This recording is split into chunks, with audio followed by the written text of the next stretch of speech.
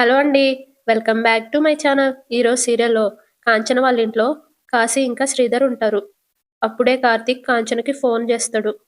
Kanchana phone lift చేసి ఏంట్రా అనగానే కార్తీక్ దీప ఇంటికొచ్చిందా అని అడుగుతాడు. వెంటనే కాంచన నువ్వేమైనా వెళ్ళమన్నావా అనగానే లేదు అని అంటాడు. అప్పుడు కాంచన నీతో చెప్పకుండా దీప ఇక్కడికెందుకు వస్తుందిరా అని అంటా ఉంటే కార్తీక్ నేను దీప వచ్చిందా లేదా అని అడుగుతుంటే వచ్చిందో లేదో చెప్పకుండా ఇవన్నీ అడుగుతున్నావేంటమ్మా దీప రాలేదురా అని అంటది. సరే ఇది ముందే చెప్పొచ్చు కదమ్మా అసలు దీపకేమైందిరా అని అడుగుతది. ఏం కాలేదమ్మా మరి దీప అక్కడా లేక ఇక్కడా లేక ఏమైపోయినట్టు అని అడుగుతది.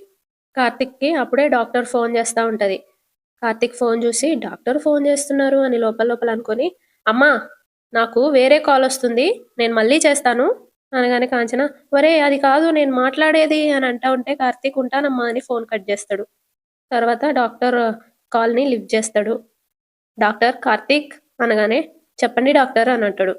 మీరు అర్జెంటుగా హాస్పిటల్కి రండి కార్తీక్ అనగానే కార్తీక్ నాకు అర్జెంటుగా వేరే పని ఉంది డాక్టర్ కాసేపు ఆగి రమ్మంటారా అని అంటా ఉంటే డాక్టర్ దీప ఇక్కడే ఉంది కార్తీక్ ఎక్కడా వెతకొద్దు త్వరగా రండి అనగానే కార్తీక్ ఫోన్ కట్ చేసి దీప హాస్పిటల్కి వెళ్ళిందా అనుకుంటూ కంగారు కంగారుగా హాస్పిటల్కి వెళ్తాడు. దీప దగ్గరికి వెళ్ళి హాస్పిటల్కి వచ్చే ముందు నాకు చెప్పాలి కదా నువ్వు కనిపించకపోతే నేనేమైపోవాలి ఎక్కడ వెతుక్కోవాలి అని సీరియస్గా అంటా ఉంటే డాక్టర్ మీరు తన కోసం వెతుకుతుంటారనే నేను ఫోన్ చేశాను అని అంటది. అప్పుడు కార్తీక్ మీరు ఫోన్ చేయకపోయి ఉంటే నేను ఇంకా వెతుక్కుంటూనే ఉండేవాడిని డాక్టర్ అయినా దీప నువ్వు అంత అర్జెంటుగా వచ్చి డాక్టర్ని కలవాల్సిన అవసరం ఏముంది అత్తకి టాబ్లెట్స్ వాడితే సరిపోతుందని చెప్పారు కదా అనగానే దీప ఏడుస్తూ గట్టిగా సరిపోదు బావా మనం ఏదో ఒక నిర్ణయం తీసుకొని ఆపరేషన్ జరిపించకపోతే మా అమ్మ బ్రతకదు అని ఏడుస్తా ఉంటే కార్తీక్ దీప మనం ఏం చేయాలో ఆలోచించుకోవాలి కదా అని అంటా ఉంటే డాక్టర్ దీప ఆలోచించుకుంది కార్తీక్ తాను ఒక నిర్ణయం తీసుకుంది అది చెప్పడానికే నీకు తెలియకుండా నా దగ్గరకు వచ్చింది. దీప తీసుకున్న నిర్ణయం ఏంటంటే తన తల్లి ప్రాణాలు కాపాడుకోవడానికి తన బిడ్డ ప్రాణాలు తీయడానికి సిద్ధపడింది అనగానే కార్తీక్ షాక్ అవుతాడు. దీప ఏడుస్తా ఉంటది. డాక్టర్ ఏమో మీరు దీనికి ఒప్పుకోరని నాకు తెలుసు కార్తీక్ అని అంటది. కార్తీక్ ఏమో దీప వైపు చూడడు. దీప ప్లీజ్ బావా నేను ఒప్పుకుంటున్నానని డాక్టర్ గారికి చెప్పు కార్తీక్ ఏడుస్తూ దీప అని అంటాడు. నాకు వేరే దారి లేదు బావా అని అంటది. అందుకని మన బిడ్డని అని కార్తీక్ ఏడుస్తా ఉంటే దీప దండం పెడుతూ నన్ను క్షమించు బావా నా తల్లి కోసం నా ప్రాణాలు వదలాల్సి వచ్చినా నేనింత బాధపడేదాన్ని కాదు బిడ్డని వదులుకోవడానికి సిద్ధపడ్డాను అంటే నా ఆలోచనలో ఒక తల్లిగా నేను ఎన్నిసార్లు చచ్చిపోయి ఉంటానో ఆలోచించు బావా వీలైనంత తొందరగా ఆపరేషన్ చేయకపోతే నా తల్లి బ్రతకదని చూస్తుంటేనే అర్థమవుతుంది బావా ఇద్దరిలో ఎవరినో ఒకరిని వదులుకోవాల్సి వస్తే తల్లి కోసం బిడ్డని వదులుకోవాలని అత్త చెప్పింది కదా కార్తిక్ ఏడుస్తూ వాళ్ళమ్మ మాటలు గుర్తుకు తెచ్చుకుంటాడు. కనిపించే ప్రాణాన్ని వదులుకుంటే కనిపించని ప్రాణానికి అర్థమేముంది అని అంటది అది గుర్తు తెచ్చుకుంటాడు. దీప ఏడుస్తూ అప్పటి వరకు ఊగిసలాడే నా మనసుకి నేనేమి నిర్ణయం తీసుకోవాలో తెలిసింది కనిపించని ప్రాణం కోసం కనిపించే ప్రాణాన్ని తీయలేను బావా కార్తీక్ బాగా ఏడుస్తా ఉంటాడు. దీప బావా నా ఇష్టమే నీ ఇష్టమని డాక్టర్ గారికి చెప్పు బావా అని ఏడుస్తా ఉంటే ఏం చెప్పాలి దీప అత్త ఆరోగ్యం పరిస్థితి చూడగానే నీకు మా అమ్మ మాట గుర్తొచ్చింది వెనక ముందు ఆలోచించకుండా హాస్పిటల్కి వచ్చేసావు కానీ ఇప్పుడు నువ్వు అడుగుతుంటే నాకు నా కూతురు శౌర్య గుర్తొస్తుంది ఒక బొమ్మకి పట్టు పరుకని వేసి నా చెల్లి కూడా ఇలా ఉంటుందా నానా అని అడిగితే ఇంతకంటే అందంగా ఉంటుందమ్మా అని చెప్పాను ఎప్పుడొస్తుంది నానా తొందరగా రమ్మను నేను నా చెల్లెలతో ఆడుకుంటాను అంది ఇప్పుడు తనకి నేనేం చెప్పాలి నీ చెల్లిని నేను చంపేశాను అని చెప్పాలా అని ఏడుస్తా ఉంటే దీప కూడా బావా అని ఏడుస్తా ఉంటది. తర్వాత కార్తీక్ నా మనవరాలు ఏదని మా అమ్మ అడిగితే నేనేం చెప్పాలి ఆ పసిపాదం వేసే అడుగులు ఉయ్యాల వరకు రానివ్వకుండా కాటికి సాగనంపానమ్మా అని చెప్పాలా నేనేం చెప్పాలి దీప నేనేం చెయ్యాలి సరే అనే ఒక మాట విలువ నా బిడ్డ ప్రాణం దీప కార్తీక్ చేయి పట్టుకొని ప్లీజ్ బావా మా అమ్మని కాపాడు మా అమ్మని కాపాడు అనుకుంటూ కిందకి పడిపోతూ కార్తీక్ కాళ్ళు పట్టుకుంటది. ప్లీజ్ బావా మా అమ్మని కాపాడు బావా మా అమ్మ పోతే నాకు మరో అమ్మ పుట్టదు బావా ఆడది బిడ్డకు జన్మనిచ్చేటప్పుడు వచ్చే పురుటి నొప్పులు చావుతో సమానం అంటే ఆడది చావుకు తెగించే బిడ్డని కంటుంది తన ప్రాణం పోయినా పర్లేదు. నా బిడ్డ బ్రతకాలని, నాకు జన్మనిచ్చిన తల్లి కోసం నేను ఈ ప్రాణాన్ని వదులుకోలేనా బావా? నీకు నేను జీవితాంతం రుణపడుంటాను. నా తల్లిని బ్రతికించు బావా! అని కాళ్ళు పట్టుకొని ఏడుస్తా ఉంటది. కార్తీక్ ఏమో ఏడుస్తూ తర్వాత కాంచన అన్న మాటని గుర్తుకు తెచ్చుకుంటాడు. కడుపులో ఉన్న బిడ్డ మాత్రం జాగ్రత్త అని అంటదిగా, అది గుర్తుకు తెచ్చుకుంటాడు. డాక్టర్ ఏమో నువ్వెంత చెప్పినా నీ భర్త ఒప్పుకోడు దీపా అనగానే కార్తీక్ ఒప్పుకుంటున్నాను డాక్టర్ అని అంటాడు. డాక్టర్ షాక్ అవుతుంది. నేను ఒప్పుకుంటున్నాను అని కార్తీక్ అనగానే డాక్టర్ కార్తీక్ మీరైనా మీ భార్యకి అర్థమయ్యేలా చెప్తారనుకున్నాను, అందుకోసమే మిమ్మల్ని రమ్మన్నాను అని అంటా ఉంటే కార్తీక్ లేదు డాక్టర్, సుమిత్రత్త నాకు కూడా తల్లి లాంటిదే అనగానే డాక్టర్ అంటే మీ అత్త కోసం మీరు రిస్క్ చేయడానికి సరే అంటున్నారా? అవును అన్నట్టు తలూపుతాడు కార్తీక్. డాక్టర్ ఏమో బిడ్డని కాపాడలేము అది తెలుసా? అర్థమవుతుంది డాక్టర్ అని కార్తీక్ అంటాడు. డాక్టర్ ఏమో ఇంకోసారి ఆలోచించండి అని అంటా ఉంటే కార్తీక్ ఆలోచించలేం డాక్టర్ ప్లీజ్ అని దండం పెడతాడు. వెంటనే ఆపరేషన్కి ఏర్పాట్లు చేయండి అని అంటా ఉంటే డాక్టర్ నా వల్ల కావట్లేదు కార్తీక్, ఇంత పెయిన్ఫుల్ సిచ్యువేషన్ లైఫ్లో ఫస్ట్ టైం ఫేస్ చేస్తున్నాను. ఏంటి ఈ నిర్ణయం? ఎంత ధైర్యం మీకు?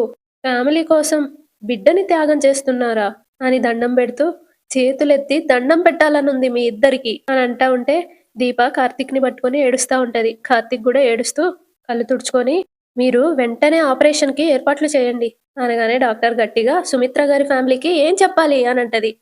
అప్పుడు కార్తీక్ నేనేదో ఒకటి చెప్తా అనగానే డాక్టర్ ఏదో ఒకటి కాదు కార్తీక్, నిజమే చెప్పాలి.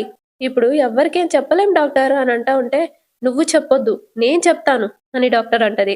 వెంటనే కార్తీక్ డాక్టర్ ప్లీజ్ అని అంటా ఉంటే డాక్టర్ మీరు చెప్పిన ప్రతి దానికి నేను తలూపలేను కార్తీక్, నేను డాక్టర్ని, నిజం చెప్పాలి, అది నా డ్యూటీ, నా డ్యూటీ చేయడానికి నేను వెళ్తున్నాను అని వెళ్ళబోతే కార్తీక్ డాక్టర్ ఎక్కడికి వెళ్తున్నారు? సుమిత్ర గారింటికి అని డాక్టర్ అంటది. దీప ఎందుకు డాక్టర్ అని అడుగుతుంది. ఏం జరుగుతుందో చెప్పడానికి అని డాక్టర్ వెళ్ళిపోతుంది అక్కడ నుండి. కార్తీక్ డాక్టర్ డాక్టర్ అని అంటూ ఉంటాడు. దీప బావా ఇప్పుడు ఇంట్లో నిజం చెప్తే ఏంటి పరిస్థితి అని అంటూ ఉంటే కార్తీక్ దీప చేయి పట్టుకుని ముందు హారిక గారిని ఆపాలి రా అని తీసుకుని వెళ్తాడు. ఇటు పారు హాల్లో నిలబడి దీపా దీపా ఒరే కార్తీక్ కార్తీక్ అని అరుస్తా ఉంటే అక్కడికి శివనారాయణ వస్తాడు. పారిజాతం మన గదిలో అయితే నీ అరుపులకి పెంకులు ఎప్పుడో లేచిపోయాయి అనగానే పారు పనివాళ్ళు యజమానులైనప్పుడు యజమానులు పనివాళ్ళలాగా అరుస్తారు మరి అని అంటా ఉంటే శివనారాయణ నువ్వు చెప్పిందంతా బానే ఉంది గాని చిన్న సవరణ అని అంటాడు. అప్పుడు పారు ఏంటండి అది అని అడుగుతుంది. వెంటనే శివనారాయణ ఇక్కడ పనివాళ్ళలాగా అరుస్తున్నారు. పారు ఏమో ఇలా మాట్లాడే దీపం ముందు కూడా చురకం చేస్తున్నారు అని అంటా ఉంటే శివనారాయణ ఇప్పటికీ నేను మోస్తున్న బాధలు చాలు, నీ బాధల బరువులు కూడా నా భుజాల మీద వేసి నన్నింకా పాతాళంలోకి తొక్కొద్దు అని అంటాడు. పారు నేను మీ శ్రేయస్సుని కోరనంటారా అని అడుగుతా ఉంటే శివనారాయణ నీలాంటి వాళ్ళు నా క్షేమాన్ని కోరబట్టే నా ఆయుస్సు ఇలా నిర్వీర్యం అయిపోతుంది అని అంటా ఉంటే అక్కడికి జోష్న వస్తుంది. ఏమైంది తాత అని అడుగుతుంది. వెంటనే శివనారాయణ నువ్వు మాట్లాడుకో అని అంటాడు. నేనేం చేశాను తాత అని అడిగితే అన్ని అనర్థాలకి కారణం నువ్వే తాత అని జోష్న అంటా ఉంటే బ్లడ్ శాంపిల్స్ ఎలా ఇచ్చావో ఏమైందో తెలియదు గాని అవి మ్యాచ్ అవ్వలేదు, మళ్ళీ ఇచ్చాం కదా అని జోష్న అంటది. రిపోర్ట్స్ ఇంకా రాలేదు, వస్తే ఎలా వస్తాయో తెలియదు, ఏమవుతుందో తెలియదు, మీ అమ్మకి ఏమవుతుందో తెలియదు, రిపోర్ట్స్ ఏమైతాయో తెలియదు అని శివనారాయణ అంటా ఉంటే అక్కడికి డాక్టర్ వస్తుంది. వస్తూ వస్తూ అది చెప్పడానికే సార్ నేను వచ్చింది అని అంటది. ఆరు జోష్న షాక్ అవుతారు. శివనారాయణ నవ్వుతూ రండి డాక్టర్ అని పిలుస్తాడు. డాక్టర్ వస్తుంది. శివనారాయణ రిపోర్ట్స్ గురించి చెప్పడానికి వచ్చారా డాక్టర్? ఏమైంది డాక్టర్? జోష్న రిపోర్ట్స్ వచ్చాయా? నా కోడలు బ్రతుకుతుందా అని అంటా ఉంటే డాక్టర్ అందరినీ పిలవండి, మీకో నిజం చెప్పాలి. నిజమా అని శివనారాయణ అంటాడు. అవునండి అని అంటది. ఏంటది అని శివనారాయణ అడుగుతాడు. అప్పుడు డాక్టర్ ముందు అందరినీ పిలవండి అనగానే పారు కంగారు పడుతూ దశరథ పైన ఉన్నట్టున్నాడు, నేను వెళ్ళి పిలుస్తాను అని వెళ్తది. జోష్న కూడా వెళ్తా ఉంటే డాక్టర్ జోష్న మీరు ఇక్కడే ఉండండి. జోష్న ఏమో నేను ఇప్పుడే వస్తాను డాక్టర్ అని అంటది. త్వరగా రండి, నేను వచ్చింది మీ గురించి చెప్పడానికే, మీరే లేకపోతే ఎలా? జోష్న ఏమో తనలో తాను రిపోర్ట్స్ మళ్ళీ మ్యాచ్ అవ్వలేదని నాకు మాత్రం తెలియదా అని అనుకుంటూ ఉంటది. ఈసారి జోష్న అసలు నీ కూతురే కాదని ప్రాక్టికల్ గా ప్రూవ్ చేయడానికి వచ్చినట్టుంది అని అనుకుంటూ ఉంటది. డాక్టర్ ఏమో తనలో తాను నువ్వు అసలైన కూతురివి కాదని నీకు తెలిసే ఉంటే నేనైతే హాస్పిటల్‌లో జరిగిందంతా చెప్పేస్తాను అని అనుకుంటూ ఉంటది. పారు ఎళ్లి తన రూమ్‌లో ఉన్న గన్ తీసుకొని, ఆ మాట నీ నోట్లో నుండి వచ్చిన తర్వాతే అందరూ చచ్చూరుకుంటారు. నీతో సహా అని గన్ చూస్తా ఉంటే జోష్న వస్తది. గ్రానీ అనుకుంటూ. గన్ చూసి షాక్ అయ్యి, "ఏం చేయబోతున్నావు గ్రానీ" అని అడుగుతది. పారు, "డాక్టర్ ఎందుకొచ్చింది?" "రిపోర్ట్స్ గురించి చెప్పడానికి గ్రానీ." "చెప్తే ఏమవుతుందే?" "నేను కూతుర్ని కాదని తెలుస్తుంది గ్రానీ" అనగానే పారు, "అది అబద్ధమని నువ్వంటే" అని అంటా ఉంటే జోష్న, "ఏముంది? డీఎన్ఏ టెస్ట్ చేసైనా ప్రూవ్ చేస్తుంది. ఒక రకంగా చెప్పాలంటే బోన్ మ్యారో ట్రాన్స్‌ప్లాంటేషన్ కోసం చేసే టెస్ట్ కూడా డీఎన్ఏ టెస్ట్ లాంటిదే" అనగానే పారు, "అంటే నువ్వు అసలైన కూతురివి కాదని డాక్టర్‌కి తెలిసింది. అంతేనా?" "అంతే గ్రానీ" అని జోష్న అంటది. "హ! ఈ నిజం తెలిసినా ఆ సైదులు గాడినే వదల్లేదు. ఆ డాక్టర్‌ని ఎలా వదులుతానే?" అనగానే జోష్న, "చంపితే ఏమైతుందో తెలుసా?" అని అడుగుతది. "చచ్చిన వాళ్ళు శవాలైతారు. చంపిన వాళ్ళు నేరస్తులైతారు. అంతే కదా! నేనైతే రెడీ" అని ఆ గన్నుని పారు కనిపించకుండా నడుము దగ్గర పెట్టుకొని బయటికెళ్ళిపోతది. వెనకాలే జోష్న, "గ్రానీ ఆగు, ఆగు" అనుకుంటూ వెళ్తది. సుమిత్ర, దశరథ అందరూ వచ్చేస్తారు హాల్లోకి. పారు ఇంకా జోష్న గూడా వచ్చేస్తారు. కార్తీక్ ఇంకా దీప గూడా వస్తా ఉంటే శివనారాయణ, "మీరెక్కడికెళ్లార్రా?" అని అడుగుతాడు. కార్తీక్, "చిన్న పనుండి బయటికెళ్ళాం తాత" అనుకుంటూ ఇద్దరు లోపలికొస్తారు. శివనారాయణ, "జోష్న శాంపిల్స్ రిపోర్ట్స్ గురించి చెప్పడానికి డాక్టర్ గారొచ్చార్రా" అనగానే కార్తీక్ తనలో తాను, "డాక్టర్ గారొచ్చింది శాంపిల్స్ రిపోర్ట్స్ గురించి చెప్పడానికి కాదు తాత, దీప గురించి చెప్పడానికి" అని అనుకుంటూ ఉంటాడు. దశరథేమో డాక్టర్‌తో, "మీరు చెప్పిన టాబ్లెట్స్ ఏశాక ఇప్పుడు కొంచెం బెటర్ డాక్టర్." డాక్టర్ అని అంటది. "కానీ ఎప్పుడు ఎలా మళ్ళీ ప్రవర్తిస్తుందో మాకే తెలియట్లేదు" అనగానే సుమిత్ర, "నాకేమైందండి? నేను బానే ఉన్నాను కదా" అని అంటా ఉంటే శివనారాయణ, "ముందు మీరు రిపోర్ట్స్ గురించి మాట్లాడండి" అని అంటాడు. అప్పుడు డాక్టర్, "నేను రిపోర్ట్స్ గురించి మాట్లాడే ముందు మీ మనవరాలు గురించి మాట్లాడాలి." కార్తీక్, "డాక్టర్" అని అంటాడు. "కార్తీక్ ప్లీజ్ నన్ను ఎవరూ డిస్టర్బ్ చేయకండి. ఆలస్యంగా జరిగే న్యాయం కూడా అన్యాయంతో సమానం." పారు ఏమో గన్ చూసుకుంటా ఉంటది. ఇది చెప్పిందో దీన్ని కాల్చేస్తా అన్నట్టు. దశరథ, "ఏం మాట్లాడుతున్నారు డాక్టర్?" అనగానే డాక్టర్, "నేను మీ కూతురు గురించే మాట్లాడుతున్నానండి." దీప, "మీరిలా రండి" అనగానే జోష్న తనలో తాను, డాక్టర్‌కి నేను కూతుర్ని కాదని తెలిసే అవకాశం ఉంది. కానీ దీపే కూతురని తెలిసే అవకాశం లేదే. చూస్తుంటే నిజం తెలిసినట్టే ఉంది. అంటే నేను మొదటి నుండి అనుమానపడుతున్నట్టు బావకి, దీపకి దాసు నిజం చెప్పేశాడు అని అనుకుంటూ ఉంటది. పారు ఏమో తనలో తాను, చెప్పాలనుకున్న రిపోర్ట్స్ గురించి దీపకి ఏంటి సంబంధం అని అనుకుంటూ ఉంటది.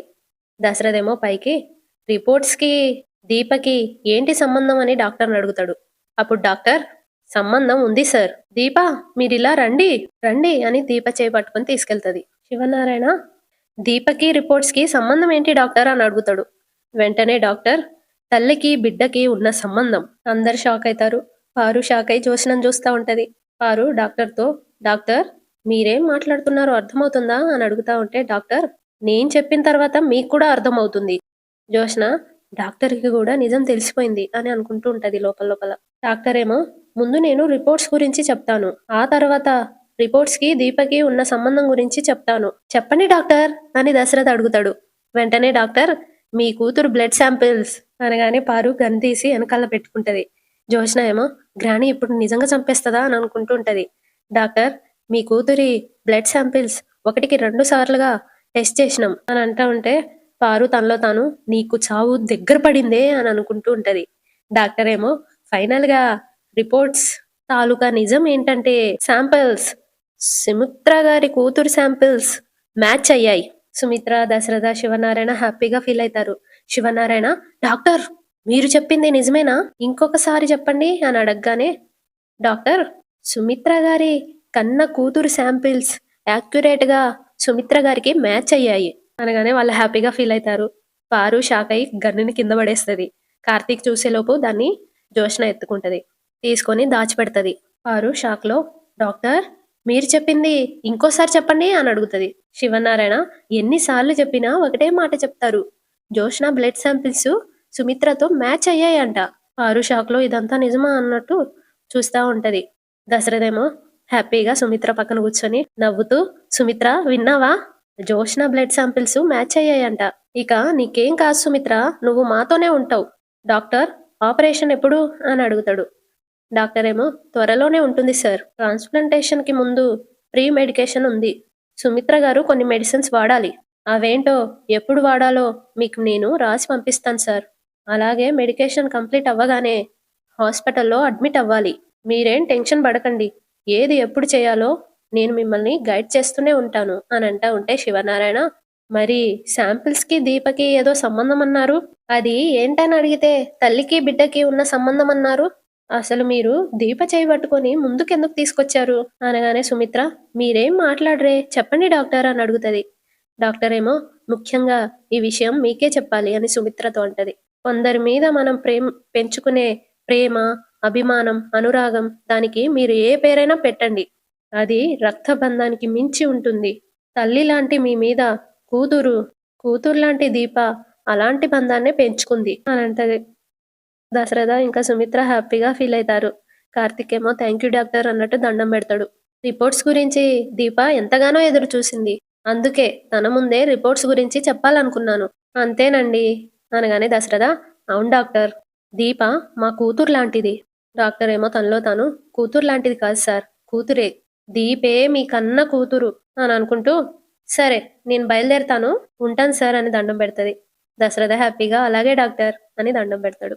డాక్టర్ వెళ్ళిపోయాక దశరథ, శివనారాయణ వాళ్ళు చాలా హ్యాపీగా ఫీల్ అవుతూ సుమిత్రతో మాట్లాడుతూ ఉంటారు. కార్తిక్ ఇంకా దీప డాక్టర్ వెనకాలే వెళ్తారు. పారు ఏమో జోష్నని అనుమానంగా చూస్తూ ఉంటది. అంతటితో ఈరోజు ఎపిసోడ్ అయిపోతుంది. సబ్స్క్రైబ్ చేసుకోండి, లైక్ చేయండి. నిజం చెప్పనే చెప్పరండి, ఎప్పుడు చెప్తుందో ఎప్పుడు బయటపడుతుందో ఏమో.